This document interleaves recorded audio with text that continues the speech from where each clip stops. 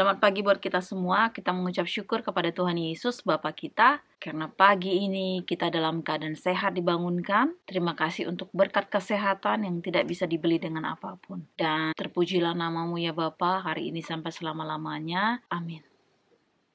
Tadi kayaknya suamiku datang. Pagi ini kita akan lanjut firman Tuhan kembali. Kita berdoa. Bapa di surga, terima kasih Bapa untuk kasih setiamu. Pagi ini kami akan membaca firman-Mu. Ajari kami ya Bapa, supaya kami dapat mengerti dan melakukan turut kehendak-Mu menyenangkan hati-Mu. Dosa kami yang banyak ya Bapa, hapuskan, supaya jangan terhalang berkat-berkat-Mu yang akan Kau berikan kepada kami masing-masing. Kami berdoa di dalam nama Tuhan Yesus, Juru Selamat dan Penebus kami. Amin. Silakan kalian nonton di part 135. Sebelum video ini, itu judulnya perumpamaan tentang benih yang tumbuh ya. Jadi nggak terlalu panjang-panjang sekarang untuk bagian per perikop gitu ya, per judul-judul gitu. Kita akan melanjutkan firman Tuhan di Markus 7 ayat 31 sampai 37. Yesus menyembuhkan seorang tuli. Kemudian Yesus meninggalkan pula daerah Tirus dan dengan melalui Sidon pergi ke Danau Galilea di tengah-tengah daerah Dekapolis. Di situ orang membawa kepadanya seorang yang tuli dan yang gagap dan memohon kepadanya supaya ia meletakkan tangannya atas orang itu.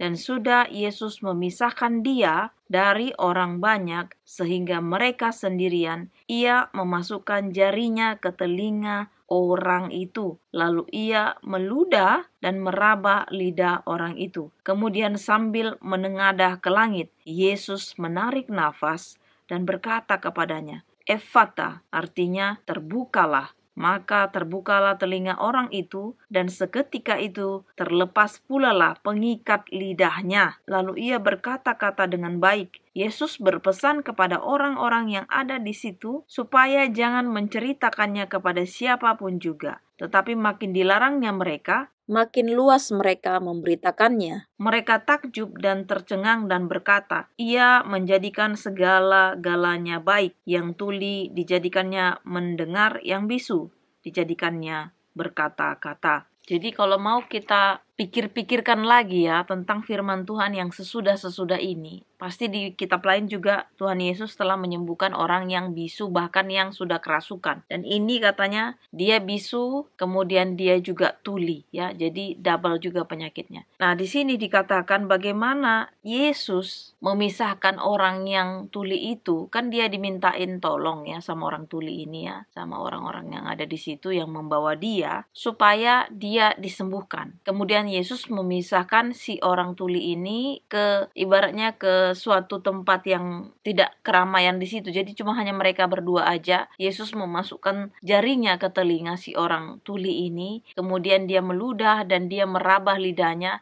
Kemudian Tuhan Yesus menengadah ke atas. Kalau aku juga mau perhatikan di sini, setiap Yesus mau melakukan sesuatu dalam artian meminta berkat, bersyukur ya, pada saat Yesus juga memberi makan 5.000 orang, dia juga menengadah ke atas ke langit ya, di mana disitulah surga. Simboliknya itu kan kita taunya itu kan ibaratnya surga itu di atas seperti itu ya. Tapi di atasnya itu dimanapun kita belum pernah ada yang tahu di langit keberapakah atau bagaimana. Yang pasti dia selalu ke atas. Yesus itu selalu katanya menengadah ke atas. Jadi meminta berkat dari surga sumbernya. Jadi bukan dari bumi ini. Jadi kita pahami bahwasanya bumi ini bukan sumbernya, tetapi dari surgalah sumbernya. Jadi Yesus kita itu dari atas dia sumbernya, dari surga. Jadi ketika Yesus memasukkan jarinya ke telinga orang tuli ini, kemudian dia meludah, kemudian dia meraba lidahnya, maka katanya terbukalah telinganya ini bisa mendengar, lidahnya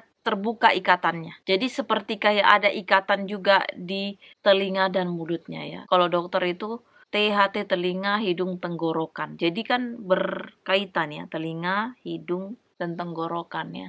Jadi semuanya di sini adalah maksud Tuhan yang ingin melepaskan ikatan di lidahnya, kemudian dia membuka pendengarannya supaya bisa mendengar. Karena Kalau secara logikanya cuman hanya memasukkan jari ke telinga orang, terus orang itu bisa mendengar dan hanya meraba lidahnya, kemudian lidahnya itu terbuka ikatannya dan bisa berbicara. Itu adalah hal mujizat yang benar-benar sampai saat ini ilmu kedokteran pun belum bisa membuat orang bisu bisa berbicara, orang yang tuli, ya, apalagi kalau tulinya dari lahir lagi. Itu sangat sulit. Mungkin kalau terjadi sesuatu atau apa itu mungkin pun bisa dibantu, tapi ada juga yang jadinya tuli permanen. Dan seperti aku bilang juga, sampai hari ini belum ada yang bisa menyamai atau memberikan sesuatu hal yang sama dengan apa yang dibuat Tuhan Yesus kita itu. Jadi, kalau mau minta mukjizat, kalau mau minta kesembuhan, kalau mau minta penyelesaian masalah dan sebagainya, dekat-dekatlah dengan Tuhan. Mintalah sama Tuhan kita Yesus Kristus. Karena hanya kepada Dia kita dapat sembuh, kita dapat menyelesaikan semua masalah kita. Apapun itu semuanya Dia bisa lakukan. Yang menjadikan kita itu bisa menerima semua berkat itu bukan hanya minta-minta tapi kita nggak melakukan firman. Tuhan melihat hati kita. Karena setiap Tuhan mengatakan imanmu telah menyelamatkan engkau, percayakah engkau? Itu kan semuanya ada proses di mana iman kita. Katakanlah mungkin ada beberapa orang yang memang beruntung. Contohnya, pada saat penjahat yang sudah disalibkan, pada saat Yesus juga disalibkan, dua penjahat ada di sebelah kanan dan kiri Tuhan Yesus. Jadi, salah satunya itu merespon dia, yang pertama itu,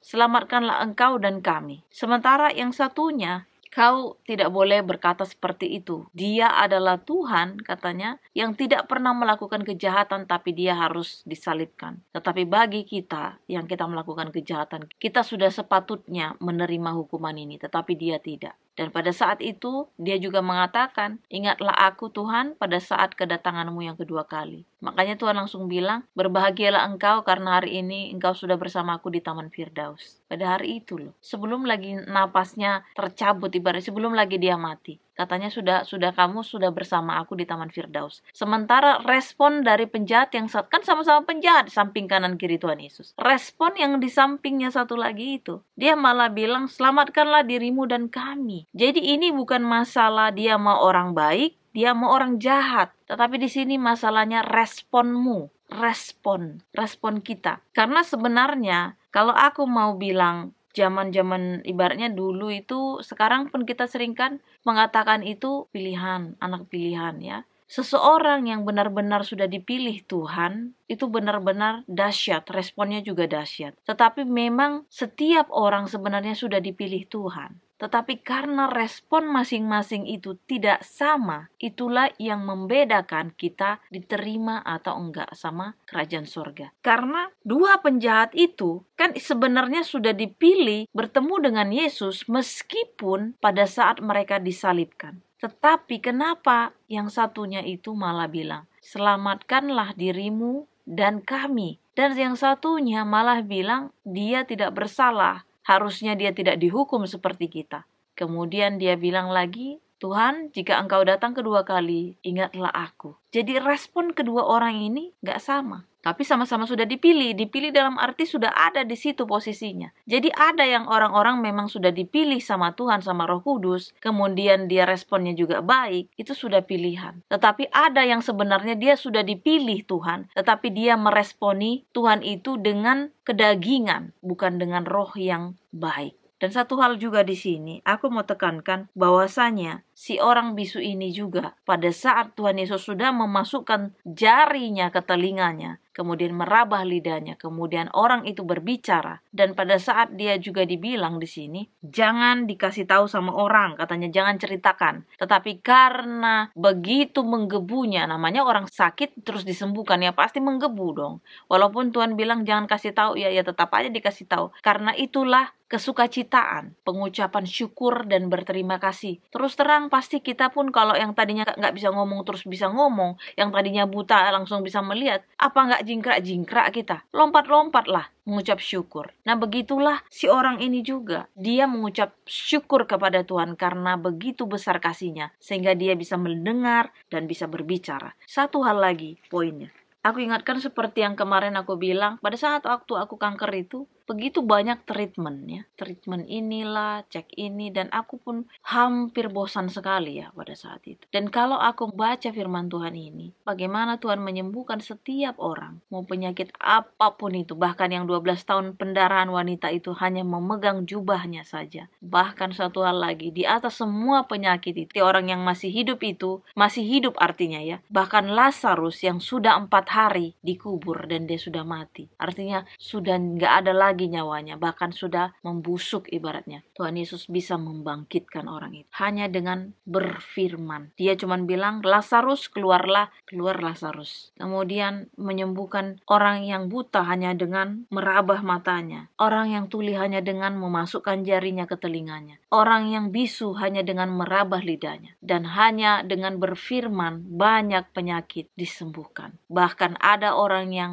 tangannya sebelah mati juga hanya mengatakan, imanmu telah menyelamatkan engkau. Bahkan, percayakah engkau? Ada orang yang buta, percaya Tuhan, dan semuanya sembuh. Bahkan orang lumpuh bisa berjalan. Tuhan tidak pernah melakukan sama seperti kedokteran. Sekali lagi, aku bukan meremehkan dokter ataupun profesor untuk di dunia ini, tapi itulah memang pelajaran. Itu pun kemampuan kita, disitulah manusia, dan kita menghargai itu. Tetapi yang mau aku tekankan di sini, Tuhan Yesus kita itu bukan Tuhan yang sembarangan. Karena hanya dengan firman-Nya saja, hanya dengan mengatakan engkau sembuh, percayakah engkau? Imanmu telah menyelamatkan engkau. Hanya dengan meraba saja, hanya dengan menyentuh saja jubahnya itu, semuanya ibaratnya berkhasiat. Kejadiannya jadinya berbeda dengan untuk yang sekarang. Yang dokter lakukan itu harus cek ini, kontrol ini, ada inilah, ada itulah. Begitulah double ibaratnya ya. Simpelnya beginilah. Kalau dunia kedokteran itu begitu banyak cek-cekan. Begitu banyak harus lakukan ini, begitu banyak harus lakukan itu. Tetapi Tuhan Yesus kita itu hanya firman saja, hanya berfirman. Imanmu telah menyelamatkan engkau, percayakah engkau? Kemudian kita sembuh. Gak usah pakai cek ini, MRI, scanning. Gak usah pakai itu.